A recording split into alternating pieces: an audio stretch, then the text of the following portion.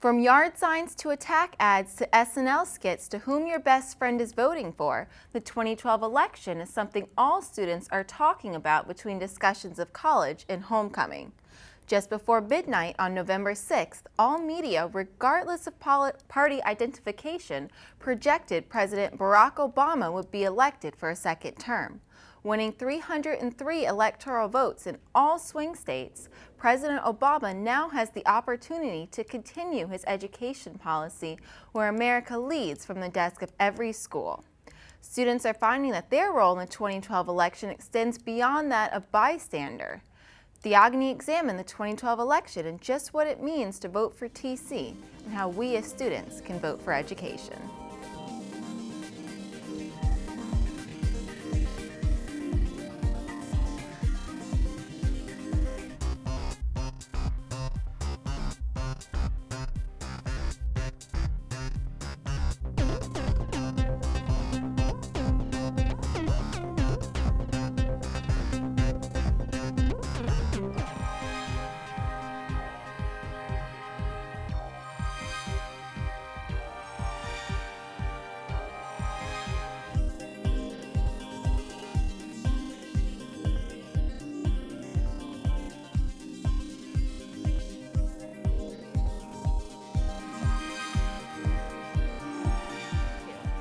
Hello and welcome to the third season of Theogony on Air. I'm Laura Strum.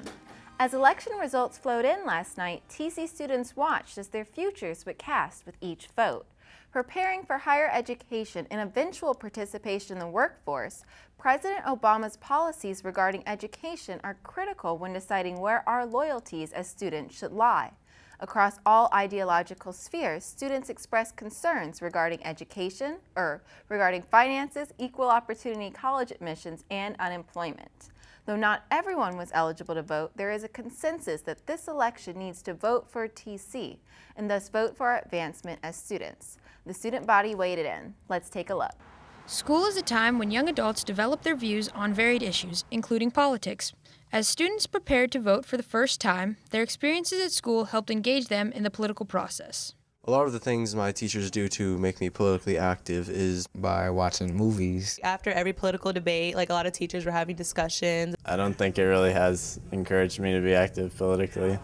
So the mock election got students to really think about who they would want to be their president. The debate. My teacher, Mr. Orzel, has encouraged us to watch the presidential debates. We always talk about the debate. And I have watched at least 2 out of 3 of them.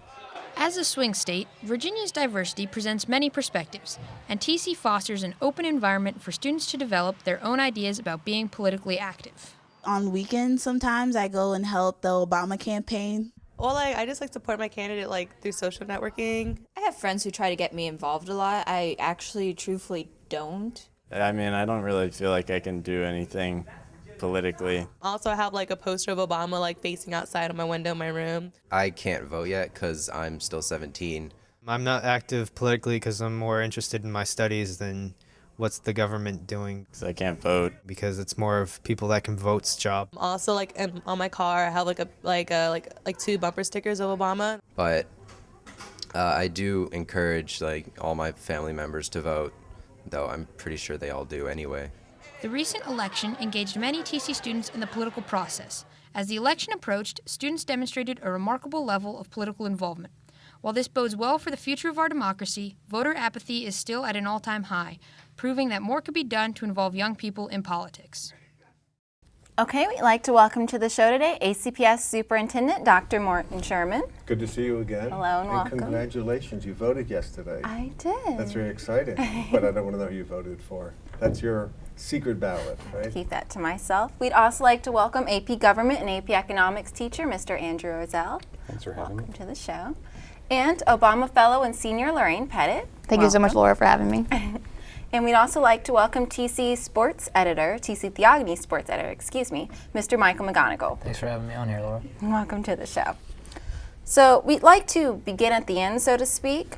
What was your reaction to last night's results, and how do you think that's going to affect TC? Why don't we start with our students? Well, I'll start if you Go ahead, Michael, go ahead. Well, as a Republican here on the show, I'm definitely a little disappointed with the results last night. Can't say I didn't expect it, though. Well, I found that right around, I would say like 9:30, when I saw that Wisconsin had gone blue, that was really the sign for me, like, this is where it's going to go. Right. It's going to go for Obama, and it did. And you could just see the pattern, and you know, he really stayed really consistent in his swing states, which, as being a part of the campaign, I could totally see. He really pressed on and did a lot of rallies and got people together and really organizing Americans as a whole. Right. Mr. Ozell? I certainly don't want to tip my hand as far as whether I was happy with the result, but what really struck me was how it almost went exactly as they thought it was going to. That every state pretty much followed what the polls said would happen, and it's very rare on election night. Usually, there's one or two that seem to stray a little bit from the polling data. So it was interesting to see that. So happen. goes Ohio, and it actually did. Indeed. What I thought was particularly interesting was the analysis that almost every major network and even the other networks covered was a change in demographics happening in our country. Yes. And we at TCA are the face of America, and so it may not be at this table right now, but for us, we are a school division with fewer than 30% white kids. And when you look at the Hispanic votes, when you look at the African American vote, and how it, as a Republican, that was part of the conversation. Who was the target audience for the Republicans last night, and did it come through? And so what's going to happen in 2016 or 2020 as we continue to change as a country? I think both parties are going to learn a tremendous amount from the results of last night. And as educators, I'm really fascinated about how you're going to deal with it in the classroom as a teacher in the years ahead, because I think some of the old models have shifted dramatically. The final thing I'll say, when I was a kid, who did the South vote for? Democrats, right? And now the South votes for Republicans. And so 5 years from now, 8 years from now, what will the South look like and who will they vote for? So I think it's really exciting to be the place where you are in your life and look at last night's election and then project to see how our country's going to change. Because within your lifetimes, whites will no longer be a plurality in this country. And that's an amazing statistic. And I think both parties missed it a little bit last night. But even if trends continue, Texas, the solid red state, could become a very blue state in 10, 20 years. Yeah, well, less probably. It's changing quickly. That's what I'm sorry. Go ahead. That's what I picked up too. I was really shocked. At first, I thought Virginia was a definite red state. I saw Allen winning in the polls, and I saw Romney up by I don't even know 6% at some time. And when later, as the night got later and whatnot, I knew that it was going to go blue. And it is shocking, like you said, southern states always voted Republican, and Virginia went blue, and North Carolina almost went blue too. So that's a pretty southern state almost going Democratic. So that was pretty shocking to me. And how did Florida end up going? Florida went blue.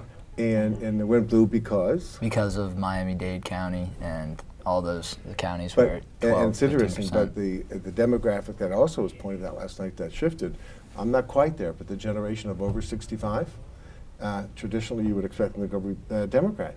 And they didn't. They went Republican. So much was turned topsy-turvy last night. Yeah, Florida was crazy. I knew when Florida went blue, that's when I went to bed.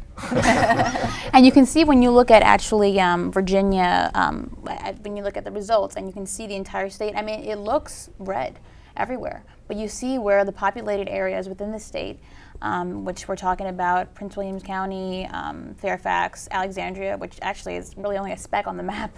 Yeah. Those are the areas that went blue. Did you see the big map of the United States where they put up by county, whether it's Republican or Democrat? Most counties in the country voted Republican. Right, in exactly. the country. That was fascinating to me. Right. So you guys speak of the shifting demographic and how certain areas traditionally vote one way. Several TC students within Northern Virginia, which is what really made Virginia turn blue last night, cast their ballots for the first time yesterday. And whether Democrat, Republican, or even independent, students gain their opinions through political socialization. So could you guys explain what that is and exactly what role TC as the high school for most of these young voters shapes it? I think Mr. Ozell will probably be like best fit at that Sounds one. like a phrase, right? Yeah, like exactly. AP government. That's the vocabulary term we covered just this month. So socialization is the idea. It's how we pass down our political culture to generations. And they often identify individualism, a belief more in, say, laissez-faire economics, But we also notice, apathy comes up in this, that Right. we still, as excited as the country seems about the election, we're still looking at a pretty low turnout with voters. So that socialization is passing on these values. As far as, TC's role in this, obviously there's the formal side of things of teaching about the government, but I think most socialization is through a pretty informal process. It's Right. shaped through your family and your friends. And I think this is where I would like to hear from the students as far as, what are you getting from TC as far as the culture when it comes to politics? Oh, well, I mean, I know my views have definitely changed over the years. I went to Catholic school from kindergarten to 8th grade, and coming to TC, you see a lot of diversity, and that's definitely switched my views on not necessarily economic issues, but definitely social issues. I have different views. And I mean, I can say that from who I've been friends with, who I've learned from. All the teachers I've had have definitely shaped my views as well as my friends. So. Yeah, I mean, I totally agree, and I mean, I think in part it's just that like where I've grew up in the George Mason area, went to GW, went to TC, and the area I've always been in has always been, you see Kerry signs, you see Obama signs, like everywhere. Priuses. Yeah, it's pretty consistent. So I mean, stepping in when I ended up being a fellow for the campaign, it really made me reflect on, like, is this me speaking, or is this like the society and the people that I surround myself with speaking? And after reflecting over things and of taking AP Government, I was able to see that it's really the facts that I needed to really make my own opinions about it. Well, I'm curious for both of you, if I may, but Michael, particularly what you just said about the teachers help shape your opinions. What I hope that they would help shape is your ability to be a good thinker, a critical thinker, to look at both candidates and say, here's why I support one or the other, rather than to shape that opinion, which leads you to one candidate. We don't do that, do we? No. Oh, okay. I feel much better. After you said that, I phrased that wrong completely. But I'll give you an example. I started out last year in AP Language and Composition, and Ms. Kiak was my teacher. And I started out as not a great writer, and I learned that it's because I wasn't analyzing the information right. And Ms. Kiak taught me how to analyze the information in a different way than I normally would have. And my analytical skills that I picked up last year, I apply to everything now. I look at thinking about sports, thinking about literature, thinking about things I'm watching on TV differently, and that helps me become an independent thinker. Also, my teacher this year for government, Mr. McGill, he doesn't necessarily shape my opinion, but he does give me different things to think about. Mr. McGill is an out-of-the-box thinker, to say the least, and he really does give me interesting perspectives to think about, and he really challenges my thought process so that my beliefs are my own, and Great. They're pretty strong. You noticed in the beginning this wonderful teacher said, I'm not going to tell you who I voted for. Yeah. And I pride myself on the fact that at the end of the year, at least every year, it seems like half my students are convinced I'm conservative and half are convinced that I'm a liberal. When you're really, really bipolar. Right? Yeah, exactly. But hopefully, what they're picking up on is the sense that, at least I think this truly does matter, and politics can be interesting and even fun to follow. Did you see the interview last week with Michael Moore, the director and writer? He said about these folks who aren't voting, there are 90 million Americans who didn't vote yesterday. Yeah. And he said, to swing an election, all you have to do, if you're in favor of one candidate or the other, is find some of those folks who didn't vote. Not the undecided, but the ones who said, I don't have time to, I'm not going to. But that's also part of a culture, isn't it? You just don't get around to voting. And they could have controlled the outcome of the election by millions of votes. Yeah, the popular vote, I think, was decided by under 1 or 2 million. I'm not sure. It was a small margin than normal. Well, especially with young voters. I mean, we know when young voters tend to vote for Democrats, but they don't turn out in big numbers. If they turned out in big numbers, it would be very hard for Republicans to win. I mean, the election is kind of in young voters' hands. They're just not seizing it, yeah. Definitely. And I think, like, in part with, when we say political apathy, that also, based off of the voters that I've spoken to and have talked with, and, what we've, of course, they've been usually Obama supporters, but, of course, right? But something that I've really found as, like, a trend, particularly with young voters, is that it's not necessarily apathy, it's more that they're just not informed. And I mean, when you really get down to it, it is really complicated. It's really complex. And a mom described it to me as kind of hairy, because you never really know what's going to happen. There's so many things you have to think about. And I think that as an American citizen, I mean, it's really, and as a youth, rising up, you really need to take the responsibility to inform yourself, to talk about the things that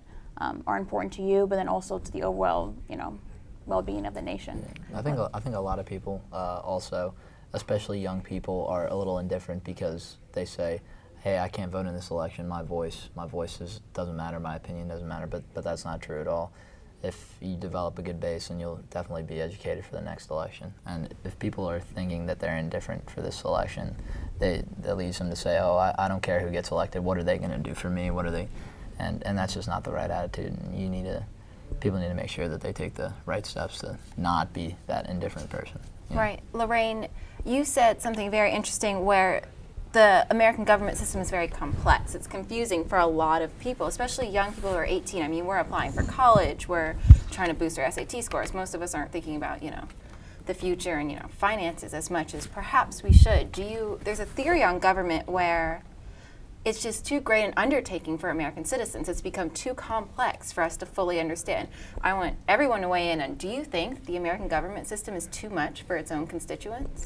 I think that it really, it's more important that, we're so blessed with the right to go out and vote. And, based off of, a really long history and a lot of struggle, and that's just a responsibility that, we need to step up to. You need to stay informed, and you need to know about what's going on. It's the basic structure of Congress. How many people are in the House? How many people are in the Senate? What are these? How do they affect me? Instead of just going to the polls as like, an extracurricular activity. Laura, I think there's a nuance to your question, if I may. The government is complex. It's always been complex since our founding fathers. I wish there were some founding mothers as part of that, but since that time, and even before that in other countries. I think the nuance is who we become as Americans, and we can't have civil discourse when we disagree so dramatically about the issues, whether it's healthcare, whether it's how we deal foreign policy. And so we use that kind of it as an excuse, and I'm really curious as to your reaction to what I'm saying, but we use that as an excuse. It's too complex when in fact the issues are so important that we avoid them by becoming just bombastic in our responses to one another. And that becomes the emotional blockade or intellectual block to really understanding government. But I got to tell you, it's not, I was deeply touched yesterday. I could have voted 2 or 3 weeks ago, did an absentee ballot, said, hey, look, I got to cover the schools, and had a good excuse. But I chose not to. My wife and I stood in line for an hour and 20 minutes. I was really deeply touched by the power of our democracy to see that line stretching on. And when I saw the pictures of Americans across this country, an hour, 2 hours, 4 hours in Florida and Ohio, it's, we got to fix that system. But that's amazing to me. And so I come to a different conclusion. I think it's complex, and I think that's okay. We need to learn how to talk with each other, but I wouldn't trade our democracy for any other system in the world. Exactly. It is deeply emotional to me. Yeah, generally. I agree. You teach government. Do you think it's too great of an undertaking? Do you think your students can fully understand all it encompasses? I honestly, I don't think, I think you need some basics, and this is honestly where the two-party system works out really, really well. That they provide cues to voters that voters generally have a sense of whether they're a Democrat or Republican or increasingly independents. But I think even them, I don't even know if true independents exist in this country. People tend to lean one way or the other, but that tends to give them the cues they need to vote for, what their interests, even if they were really informed based on their income and their demographic groups, who they would probably be voting for anyway. So the system still works really quite well, despite our general lack of knowledge in a lot of areas. Right. That's what they say carries government, is even though we don't quite know what we're doing, we still very much value our system. So I think that's well put. What carries us as a nation. And just to really push us into our next subject right here is, obviously we know when we go to vote, we have a very distinct mission in mind. Like, we're going to vote because we believe strongly in this, whether it's a Republican ideal or a liberal ideal or whatever. So what do you believe that we can expect the administration to do for us? What are we voting for? What are we hoping that they give us? Well, I know unfortunately, I didn't get to vote, but if I was voting, the reason I would have voted for Romney is because of his economic background. Romney has a successful company, Bain Capital, and it shows that he knows how to balance a budget. He knows how to do basic business concepts, and I feel that through the investing that he was planning and the ideas he had to invest in companies like, I can't think of any off the top of my head, but invest in certain energy companies. I believe in the first debate he called them winners, unlike the losers, quote unquote. He called the ones Obama voted for, or put money into. And personally, I think that was the main issue in this election. There were other ones, but I really do feel the economy was probably the biggest one, and solely that was probably the reason I would have voted for Romney had I had the chance to vote. But Obama is a good candidate also on the economy. With the auto bailout he did, I really do feel because of the auto bailout that trickled down a positive effect, and it's starting to bring back the economy to what it used to be. So I really feel like both candidates were solid on the economic front, but I feel Romney would have brought an innovative type of government to the country. Okay, that's a very interesting point where you mentioned how the economy is very integral. As a school, we receive federal funding, so what do you think the administration is going to do education-wise? That's really what we're looking for in lieu of last night's election. So let me start that, because I think I've not been quiet. Whether I'm an Obama fan or a Democrat or independent is not the issue, because this covers, for the past 10 years, I think NCLB has been an abysmal failure. And I think the Obama administration has not been assertive enough about getting rid of it, and with all excuses with Congress blocking it or dealing with it. So we put some waivers into place which now give us a shiny new NCLB. That's all it is. And this school got caught in that web. This is a great high school, and I would contend it's one of the best high schools in America. I just wrote that note to the staff. When you look at our AP scores, our SAT scores, our dropout rates, our graduation rates, we have remarkable faculty here dealing with students, some of whom are greatly challenged. And unless the Obama administration truly tackles the issue of how do you improve schools and supports them rather than spanking them, I don't think we're going to move ahead. So I'm very critical, both of the Bush administration and of the existing administration, about how they're approaching school improvement. Right. So what is their plan? I know everybody here supported whoever, but what was Romney's plan? What was Obama's plan regarding education? What are their initiatives going to be? Well, I think that Obama's approach to it was really, it was almost like he was combining education and economics together, in the sense that his idea was that, we need to build up on teachers, therefore, create more jobs. And something that he said in his 2008, and one of his debates and on his victory speech, he said that in Korean society, we say teachers are nation builders. And I couldn't think he's spot on. That's exactly what they are. They build up the next generation and the next generation, and they are the very basis of our society. And unfortunately, in this country, I just don't feel like they're appreciated as much as they should be. So let me challenge that. Again, on behalf of teachers, under my administration here in ACPS, our teachers now have the highest average salary of any teachers in the Commonwealth of Virginia. I'm the only superintendent who, for 4 years running through the recession, made sure teachers got raises. They're still underpaid, right? They're still underpaid. So if the Obama administration is really serious about making teachers nation builders, then they need to give us more money to support our teachers. And in fact, that's not part of the budget. We're seeing the potential in January of huge cuts at the federal level. Sequestration, is going to have a huge impact upon us.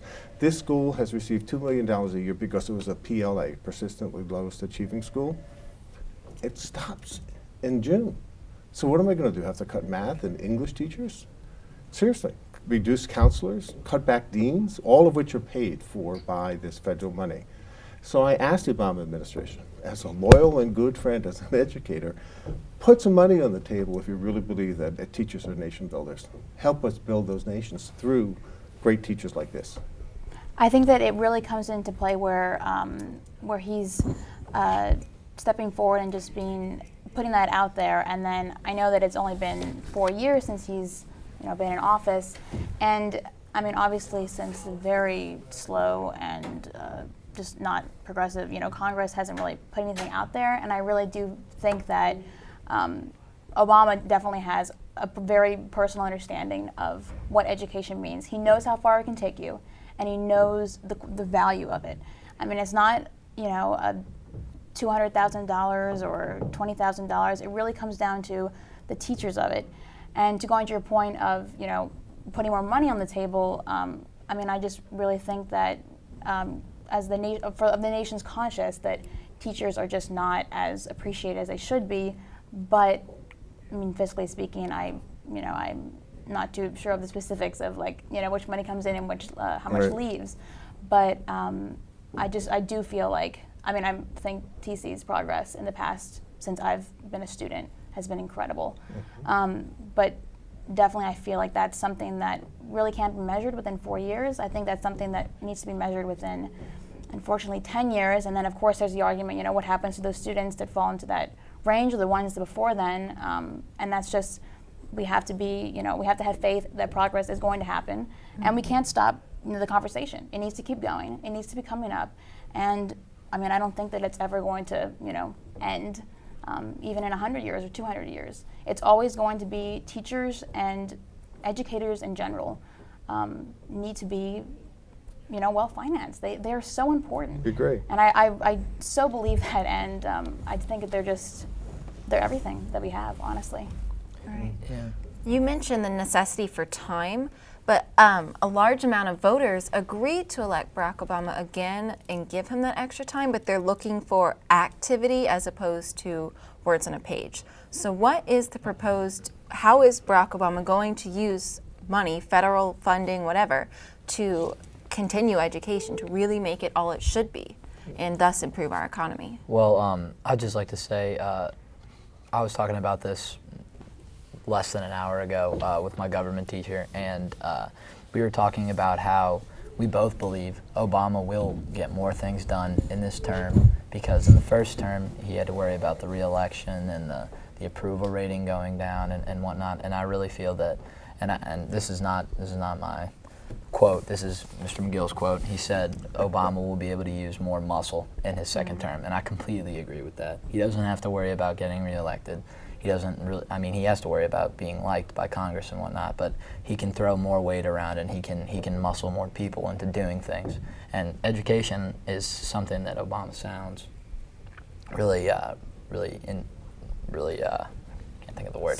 Strong about, exactly. Yes. A lot of muscle. A lot of muscle, exactly. Yeah, And there have been very few specifics, and cuts are coming across the board, and I don't know if education will be one of them. During the debates, Obama and Romney really keep talking about education as an investment, so implying that yes, we're making cuts, education won't be touched. I think it all depends on Congress. So Obama can't do anything without Congress, and I think the House is still fairly conservative, and they want cuts, and I think education's included in that, and I think we have a battle coming over this. We have the bipartisanism in Congress now. You might have to fact check me on this one, but the Senate went blue. There are more Democrats in the Senate this time, and the House is still red. That's going to be a great, almost I would say, a barrier to any presidential actions pushing forward for education. What do you think that balance, how do you think that's going to affect education? Before we jump to that, there's a core issue that both the House and the Senate have to deal with. The increasing level of poverty in the United States, at 47 million Americans below the poverty line. We see that in Alexandria. I know somebody sitting across the table from me who did a wonderful documentary, Laura, which is being shown at Channel 71 all the time as part of the poverty tour, and looked at Alexandria. Exactly. We have 58% of our students here in Alexandria City Public Schools who are receiving free and reduced lunch price meals. They're below poverty level. And that is projected to increase. And so you're talking about education. Pity the poor teacher, but you want to build a nation. And so this teacher, who for years was doing wonderful jobs, now is looking out and seeing kids who don't have food in the refrigerator, don't have anybody at home, no books at home, and we want them to take AB courses, because that's my push. more kids take AP courses, you know that. And at the same time, we have 1 of every 4 of our kids are English language learners who come directly from countries without any schooling. I think unless our House and our Senate at the federal level come together and recognize the deep core issues that we're facing as a society, education can't do it alone. Nation building in places like Finland are because they have said as a country, this is all of our responsibility, not just the classroom teacher. He can't change society by himself. You could have an impact. But boy, would it be better if there are social workers in the community and psychologists in the community and getting better support and changing. Go back, teach your kids about the Great Society and Lyndon Johnson and America coming together and say a war on poverty. That's the only way schools are going to succeed in the future, if those two congressional, the House and Senate, come together and say, schools can improve, but we have to do our part as well. I know that I feel like I can speak for you guys as well. That's the direction that I really, really hope. And that's the reason why I gave up so much of my time. I worked so hard with the campaign because I really, really do have the hope and dream that, it sounds kind of like a cliche, but I mean that's the direction that we're going to go, and that's the way the conversation I want it to move in. I mean, that's because then that just, everyone benefits. I mean, no one, it's, you know, one extra poor person doesn't help anyone. It just brings down the nation. Exactly.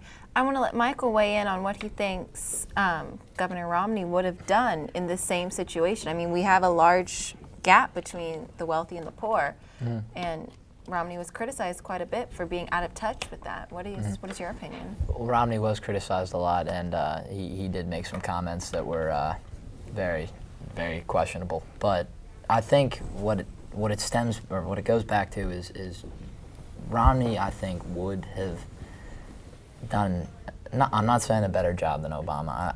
I'm saying he would have maybe done a different job of working with the House and working with the Senate to get things done. And I know you can't use previous you can try and use previous examples, but it's like comparing apples and oranges.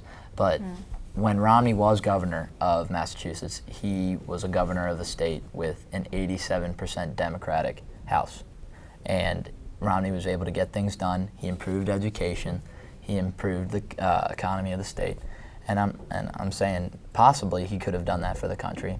Now we won't know, but I think Obama will do a good job of trying to end this gridlock, which will ultimately help reduce the poverty and hopefully not cut any of the education money. Exactly, it's moved towards improvement. Definitely, and I think Mitt Romney he always says, you know, look at my records, look what have I done, and I mean, he did do a lot of really good environmental work within Massachusetts, except right when he had created a lot of programs, you know, to just, you know, benefit Massachusetts environmental-wise, he backed out of it. It just started losing funding, and that's where I was really questionable of the candidate himself, and it really does come back to, you know, you do have to be a leader that's, you know, even if it's not in favor, you just have to go for it, and you really can't look back because that's just that's the job you signed up for. Another theory in government is, you know, if you're too consumed with your public's opinion of you, that you can't be an effective leader. Absolutely. And Mr. Azali, I want you to weigh in there. Do you believe that that's affecting TC if he's so consumed, Barack Obama's so consumed with public opinion? Do you think he'll take the steps necessary? I mean, I think one, he like Michael was saying, he's freed up a little bit now. You know, he's not worrying about re-election, and I do think he's going to, you know, make an effort to go after the deficits and the debt. I think with education, there's an awful lot of consensus. I mean, there's not a huge difference between the parties, at least as far as what's realistic. I mean, you hear a lot of talk of, say, vouchers in Republican circles, but that's not something that's going to make it through Congress. But they, you know, even No Child Left Behind, it was Democrats and Republicans that passed the law. And I think the current model of reform, it's still Democrats and Republicans agreeing on the actual policy. Exactly. All right, we are crunched for time here today, so I'd like to finish with your closing thoughts on last night's election and what you're looking for in terms of administrative support for education. Just throw that out there for the table. Anybody? Want me to start? Sure. Something I mentioned before we went on air. There have been a number of proposals from the Obama administration. One of them we didn't get to today about the American Opportunity Tax Credit, and a few other platforms that I think are really very strong out of the Obama administration.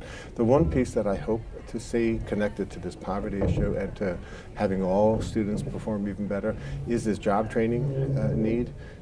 We have a lot of kids coming out of high school who want to make choices, whether it's going to college, whether it's going to armed services, or going to the career, but might not have job training necessary to go and bridge that transition, because public schools don't do that vocational training anymore. We're not able to afford it. So that whole comprehensive high school with vocational training has fallen by the side.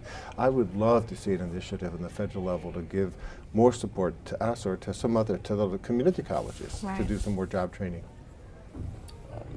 For me with the election, I mean, just the excitement of seeing students really getting into the election and being pretty passionate on both sides with both candidates. Education-wise, I just hope that Obama and Congress can come to an agreement and not cut education. Truly view it as the investment that they've given lip service to. At least, are they willing to keep that promise? Exactly. Lorraine? For me, it's definitely now that I'm, moving to the next phase of my life, leaving high school and going into hopefully a 4-year college. I would really like to see more reform. It's just so expensive. I mean, it's just so much money, and leaving college with maybe not as many loans, taking up more opportunities to see if we can cut the, and that's something Obama also knows very well, coming out of 2 very expensive schools and being left with a lot of debt. And so I think that that's something that I hopefully, I know that it would help me, and then also the students in our class and seniors and students who are currently in college across the nation. To make their mark. And Michael? I completely agree with Lorraine about the debt and getting out of school with all the loans, and I know I plan on going to a 4-year college as well, and I'm not looking forward to paying the debt afterwards. But I do have hope for Obama in this administration. I feel because he doesn't have to worry about the re-election, he will be able to get across his agenda and ultimately help us, which is what he plans to do. Precisely. I'd like to thank everyone for joining us today. It's been very informative. You guys really know your stuff. TC should be proud to have produced so many great, smart scholars here, both teachers, administrators, and students. So thank you for joining us today. Thank you, Laura. Thanks. So TC is more than just a polling place. It's a gateway for political knowledge, participation, and debate. As students continue to be active in American government, they rely upon their experiences at TC to shape their ideologies. Bigger than a yard sign and more vocal than a 30-second soundbite, the TC student body has made it a point to vote for TC, to vote for education. I'm Laura Strum, and this has been Theogony on Air. Tune in next time. Thank you. Well done. Cool. Great. You guys are fabulous. Thank you. Oh, I think so. Yeah. Yeah.